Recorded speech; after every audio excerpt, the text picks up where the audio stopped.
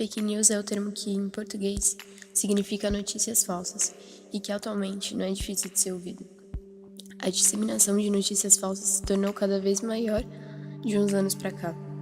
A maior prova disso foi a eleição de um presidente de uma das maiores potências mundiais, utilizando desse meio a seu favor na candidatura.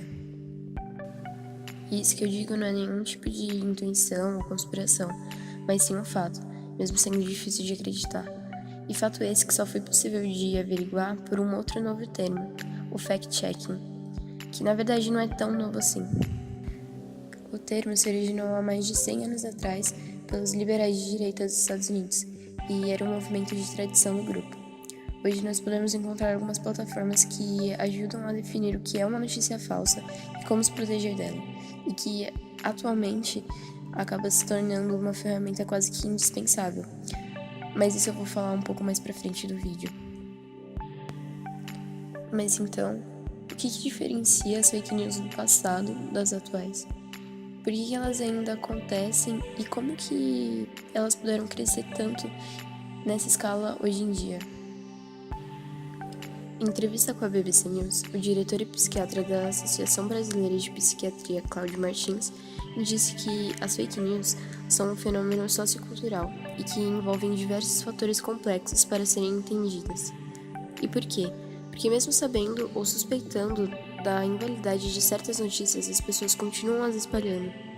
E por que elas fazem isso na internet em sua maioria? Bom, a internet é um ambiente livre, em que muitas vezes você não sofre punição por aquilo que diz, mesmo se o que você disser ferir a integridade do outro. Que, aliás, é uma lei no Brasil, a Lei nº 12.965, de 23 de abril de 2014, que, entre outras coisas, confere o direito do cidadão de sua liberdade de expressão por meio da internet, assim como a proteção de seus dados e sua integridade, o que acaba até confundindo muita gente, já que até onde vai a liberdade de expressão? Na mesma entrevista, Cláudio explica que o Brasil sofre com um tipo de analfabetismo digital, até pelo fato de que a internet e as redes sociais são algo recente para o país. Segundo ele, as notícias falsas causam certa euforia que impede o desenvolvimento de um senso crítico em quem as recebe, chamando de infantização emocional, que faz com que poucas pessoas se preocupem ao checar a veracidade de uma notícia. E diz ainda, quando a pessoa recebe uma notícia que agrada, são estimulados os mecanismos de recompensa imediata do cérebro e dão a sensação de prazer instantâneo, assim como as drogas. Ocorre uma descarga emocional e gera uma satisfação imediata. Isso impulsiona a pessoa a transmitir compulsivamente a mesma informação para que seu círculo de amizades sinta o mesmo. Por isso, há encaminhadores compulsivos. Apesar de às vezes acharmos que é apenas uma brincadeira ou uma pequena publicação, isso se torna grande porque uma pequena publicação ganha curtidas, comentários e compartilhamentos, até chegar no boca a boca, no cotidiano e no jornal. Quando de tão falado o assunto, as pessoas não conseguem diferenciar de verdade ou mentira, já que estão acostumadas a receber esse tipo de notícia. Eu queria citar aqui um filme que particularmente não me agrada muito, mas que, no começo, possui um desenvolvimento muito bom sobre a verdade que os outros te contam e a verdade que você já acredita. A história é basicamente de uma menina que tá fugindo e sofre um acidente de carro. De repente, ela acorda em um lugar que parece mais um cativeiro e recebe a notícia que lá fora tudo está um caos e a radiação tomou conta da Terra, sendo ela um velho, que é o dono do lugar, que ele mesmo chamaria de abrigo, e um outro menino, os únicos sobreviventes. Os personagens do filme são Michelle, Howard e Emmett. E o interessante pra mim foi ver como Michelle recebeu a notícia no começo, quando ela tinha sido amarrada, e escutava um estranho contar, que no caso é o Howard. Nisso ela acreditava na verdade dela, já que não podia receber tanta informação assim de um completo estranho, crendo plenamente em cada palavra que ele dizia. E ela começa então na luta para sair daquele lugar que acreditava estar aprendendo. Isso só para quando, numa tentativa de fuga, ela se depara no vidro da janela com uma mulher do lado de fora com o rosto todo deformado. Foi esse estímulo que a fez pensar na viabilidade de tudo aquilo que havia sido dito, porque chegou diretamente nela. E a partir daí, ela confia na história. Isso faz com que ela gere certa intimidade que antes não existia entre Howard e Emmett. Porém, no filme ela recebe outros indícios de mentira que Howard teria contado e outros estímulos, como o barulho constante de carros do lado de fora.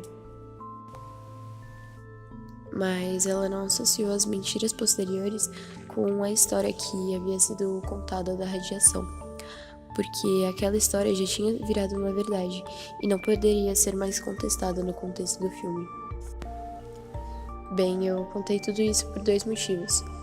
O primeiro é para falar como fica mais fácil de você acreditar em algo quando aquilo já faz parte do seu meio social e das pessoas próximas de você, as pessoas que você já conhece e que você já tem uma confiança.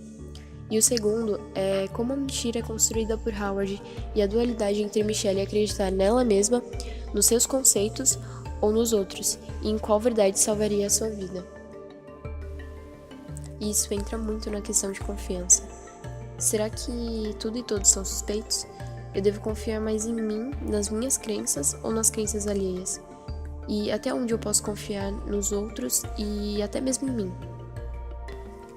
Assim como o psiquiatra Cláudio Martins afirmaria, as pessoas procuram estar perto dos pertencentes a grupos que se identificam.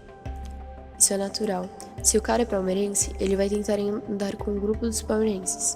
Isso não tem nenhum problema. O problema é quando a gente perde a capacidade de senso crítico, fica cego e perde a habilidade de saber que os outros palmeirenses estão mentindo. Qualquer tipo de informação falsa, da mais simples à mais surreal, induz as pessoas ao erro. Em vários casos, as notícias elas contêm uma informação falsa cercada de outras verdadeiras. E é principalmente nessas situações que estão escondidos os perigos da fake news e suas consequências mais desastrosas.